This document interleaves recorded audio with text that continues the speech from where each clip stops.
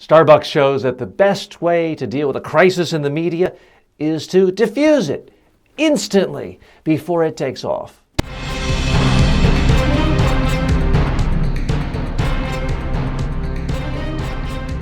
Speaking, the show about effective speaking in public, to the media, at work, and in life.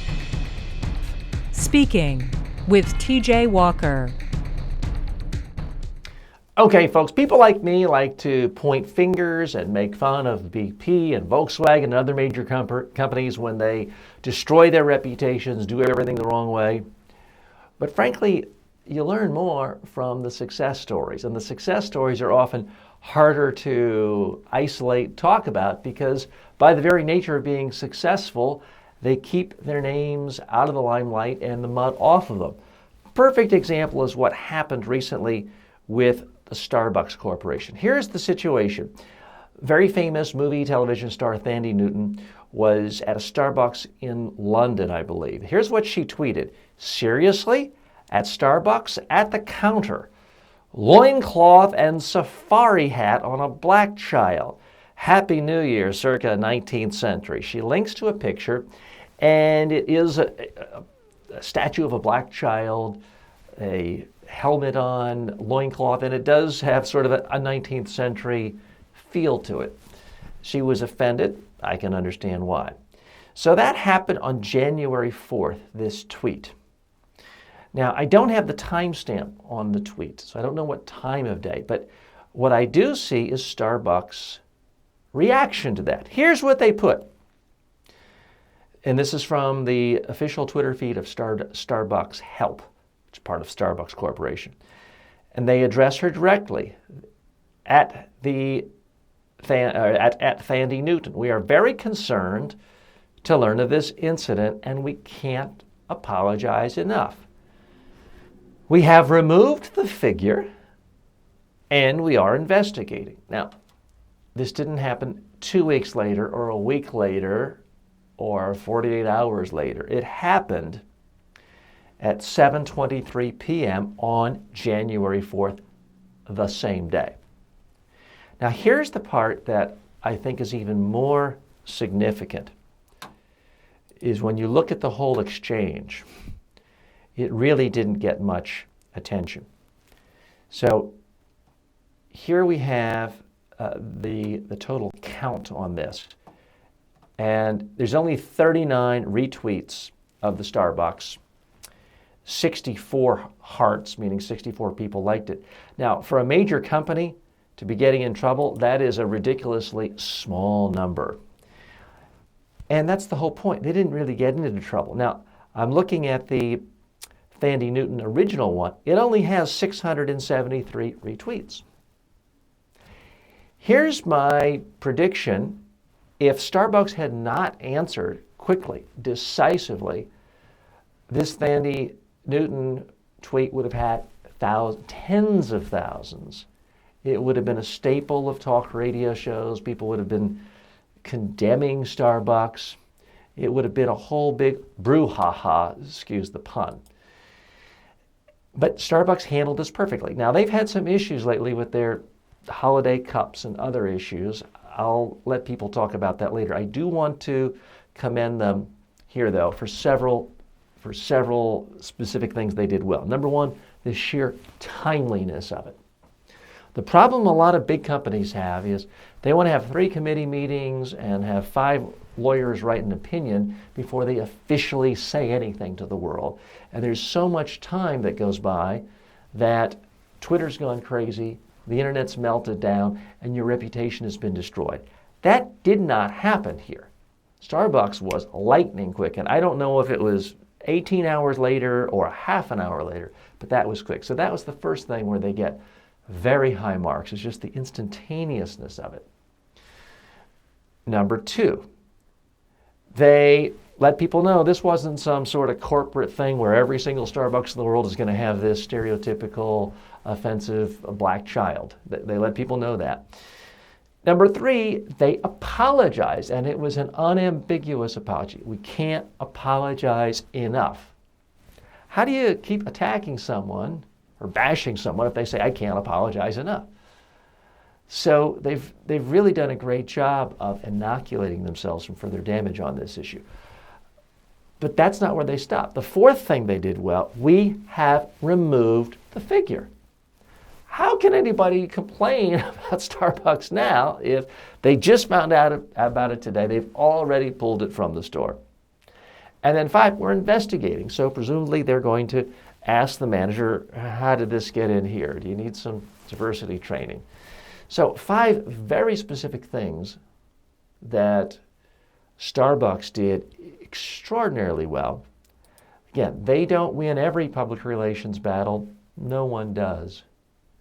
All you can do is look at particular incidents in isolation.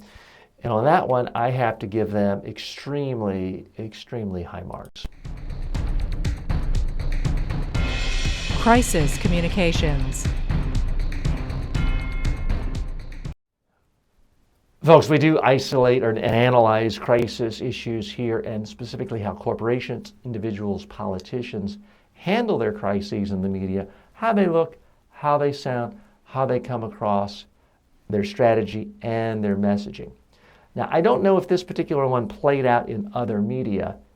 It started in social media of Twitter, and they may have, in fact, ended it. That in and of itself is a good thing. If a crisis doesn't escalate, then you don't need to be holding press conferences, and you don't even, as much as I am a big fan of video, you don't necessarily need to have Howard Schultz or your CEO doing a big video apology and making an issue bigger than it might otherwise be. So again, they handled it very well, quite proportionate. And I got to point out, Starbucks is not a client of mine, so I don't want you to think that I'm buttering them up because they're a client. And I try, on this program, I try to give you full relevant disclosure whenever I think it might be of interest to you. Now, I have been doing media and presentation training for 32 years. So at this point, I have thousands of clients, and I've forgotten probably half of them. So if I mention some client and I got $1,000 out of them 18 years ago for part of a public seminar, and I forget to mention it, I'm sorry about that, but I can't remember all of them. If it's someone I'm actively working with, I will tell you that. So please keep that in mind. I do try to run a clean ship here. Do you have a speaking-related question for #1 USA Today best-selling author T.J. Walker? For more than 30 years, Walker has been a public speaking coach and media trainer to presidents of countries, prime ministers, CEOs, Nobel Peace Prize winners, professional athletes, and Miss Universes. Send your questions to info@mediatrainingworldwide.com or on Twitter @TJWalker. So folks, part of what I do here at Media Training Worldwide is crisis communications training for big companies and governments and organizations. Every organization is different, every crisis is different, but the actual principles are remarkably the same when it comes to how to prepare for a crisis. For starters, you got to prepare before the crisis hits, because once something hits, that's not the time to train. That's not the time to figure out, well, who's going to be our spokesperson and how do we come up with a message. That's not the time. The time to prepare for any crisis is before the crisis has hit. And the thing to do is to practice with made up scenarios of crisis. So that's what I do when I go to corporations. I help them figure out what's a likely scenario that you could face that's a crisis. And now, here's the media outlet that's calling you.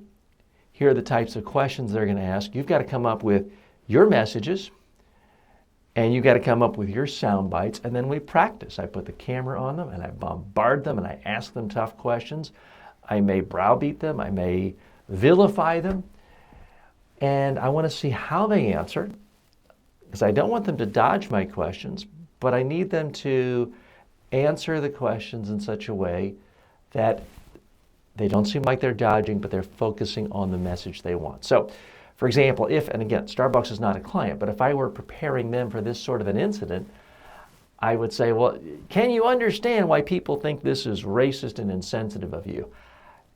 The average smart, intelligent, rational, logical, linear thinking executive might say something like, sure, I can understand why people think we're racist for having this, but I want to assure them, and then for the next 10 minutes, it's all on message. Here's the problem with answering a question like that. The reporter can now pull out the part before the but and quote the Starbucks executive as saying, I can understand why people think we're incredibly racist for having this statue in our store. Boom, end of quote. And that's the only thing that gets in the story. Now, if that were to happen, could Starbucks claim they were misquoted? Well, no, the person just said it. Can they complain about being quoted out of context? Yeah, but tough. Every quote is out of context. There's no such thing as a quote that isn't out of context. So when people complain about not being or about being quoted out of context, what they really mean is, I don't like the quote. The quote makes me look bad. The quote makes me look stupid. I don't like my quote, so instead of blaming myself, I'm going to blame this reporter. Well, nobody cares.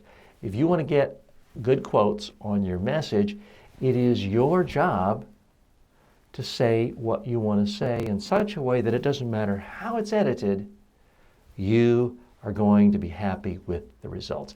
That's what you get from good crisis communications training, whether it's with me or anyone else, whether it's in-person training, which is always the best, or whether it is with online training. For a free, no obligation online public speaking or media training course, go to MediaTrainingWorldwide.com and start learning today.